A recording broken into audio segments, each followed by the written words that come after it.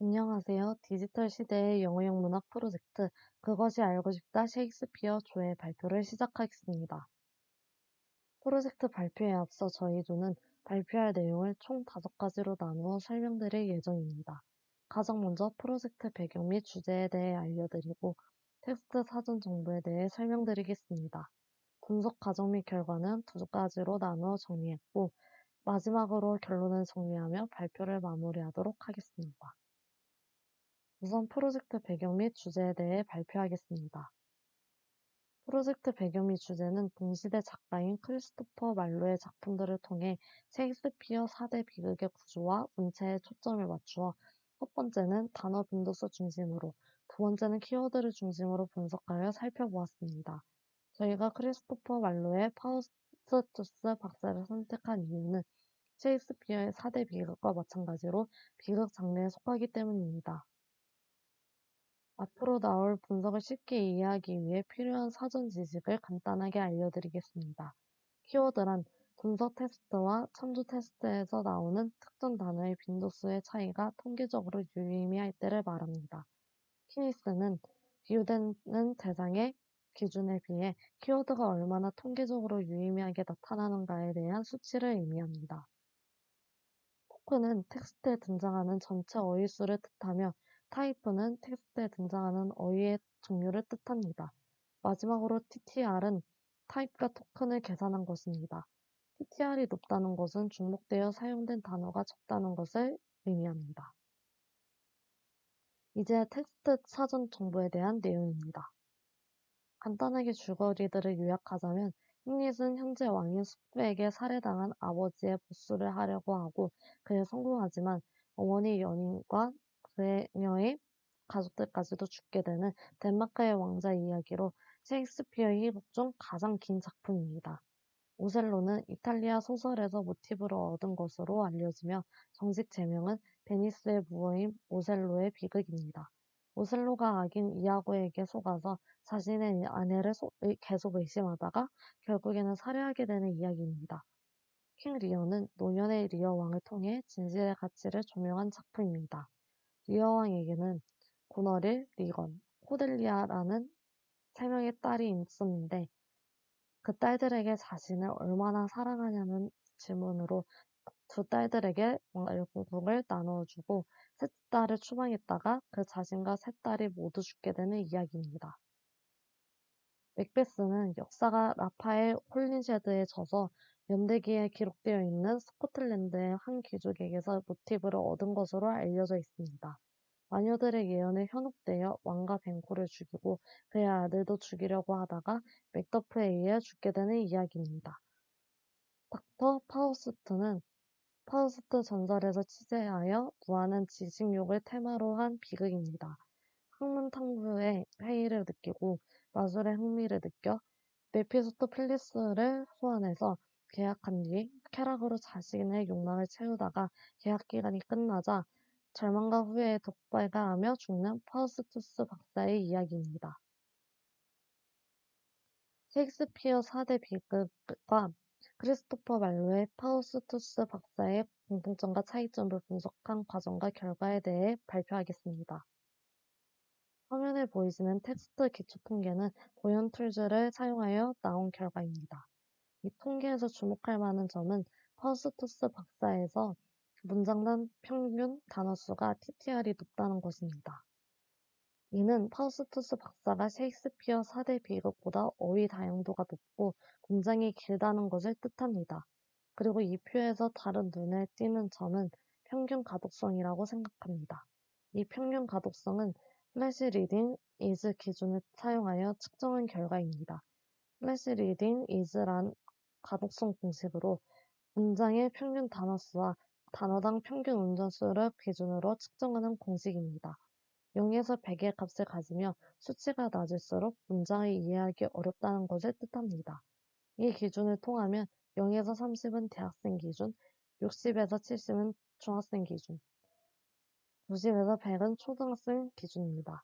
따라서 저희는 이 표를 통해 햄릿, 오셀로, 그리고 파우스투스 박사의 평균 가독수는 중학생과 초등학생 사이의 수준이며 리어원과 맥베스의 평균 가독성은 초등학생 수준으로 앞선 세 작품들보다 가독성이 더 좋다는 것을 파악할 수 있습니다.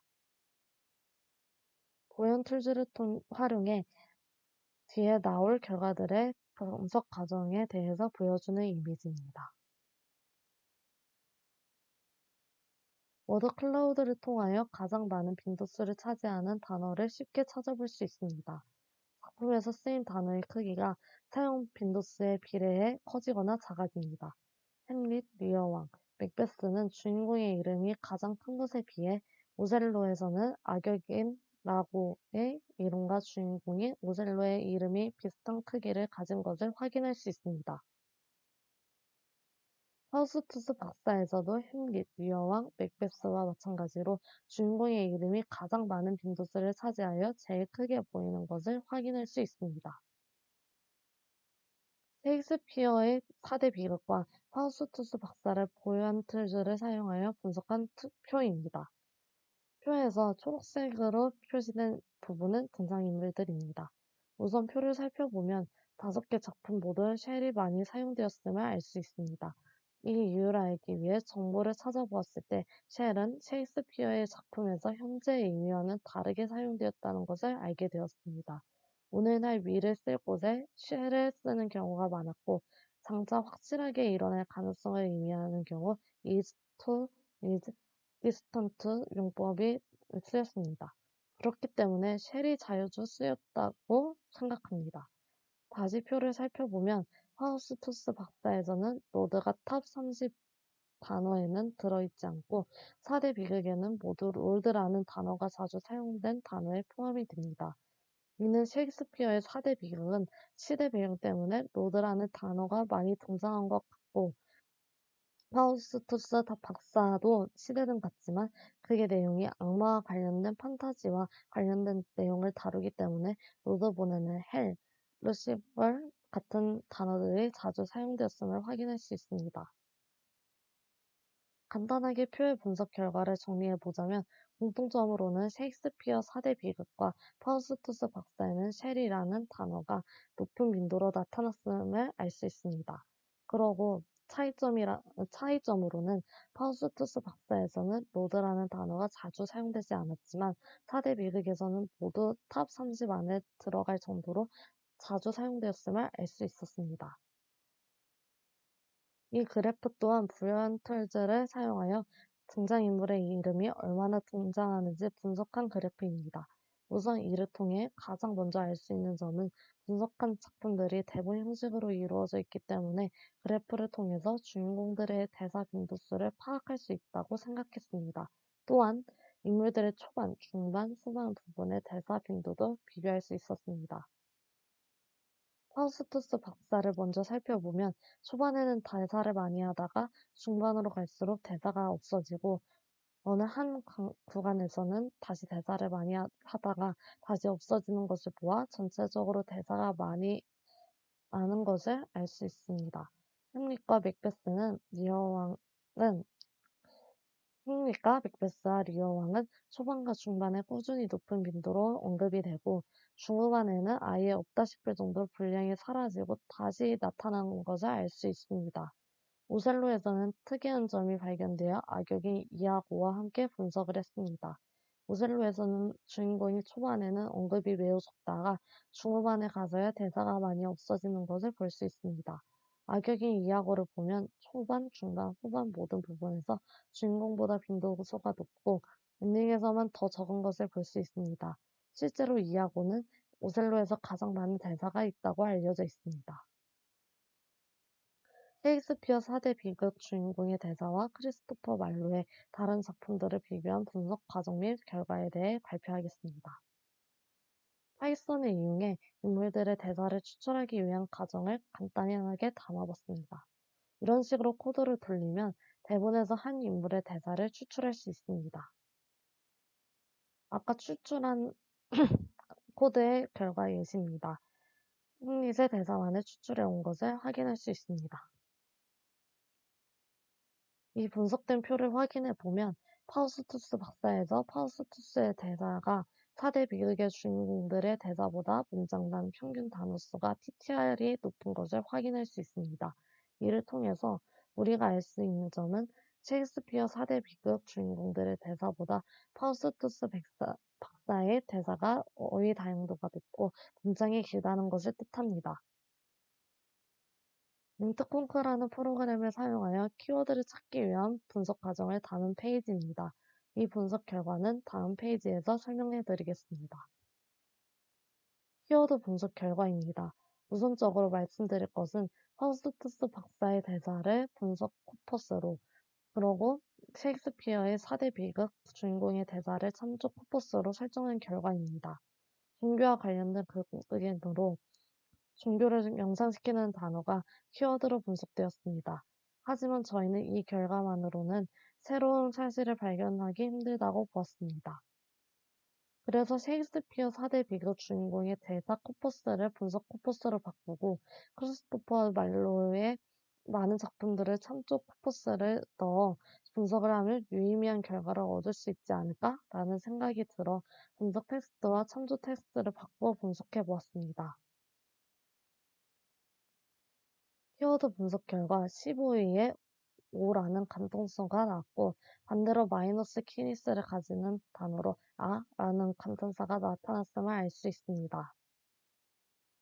대사 확인 결과 는 파우스투스 박사가 마지막에 결정적인 감정을 드러낼 때 주로 사용됐으며 5는 보다 조금 더 넓은 상황에서 사용되었습니다. 이 분석표를 보면 감탄사 5는 모든 곳에서 두루두루 사용되었던 것을 확인할 수 있습니다. 그에 비해 는 4대 비극 주인공의 대사에서 햄릿에 2번 사용되었으며 4대 비극 전체로 봤을 때도 총 4번으로 사용 빈도수가 아주 낮은 편이었습니다. 이 결과는 작가의 감탄사 선호도로도 볼 수 있고 극 내용의 분위기와도 상관이 있을 것이라고도 해석할 수 있습니다. 마지막으로 결론 정리입니다. 셰익스피어 4대 비극과 파우스투스 박사의 공통점과 차이점을 비교해 보았을 때 나온 결론은 그 시대의 문법과 관련된 부분을 단어 빈도수로 찾을 수 있었습니다. 그리고 셰익스피어의 4대 비극과 파우스투스 박사의 배경 설정이 다르다는 것 또한 알 수 있었습니다. 셰익스피어와 말로우의 작품을 키워드 분석으로 비교해 보았을 때 나온 결론은 는 5보다 더 비극적인 감정을, 5는 그것보다 더 넓은 범위에서 쓰인다는 것을 알 수 있었고, 셰익스피어는 크리스토퍼 말로우와 다르게 5를 이용하며 4대 비극에서 라는 감탄사를 쓰지 않은 것을 알 수 있었습니다. 감사합니다. 지금까지 그것이 알고 싶다 셰익스피어 조의 발표였습니다.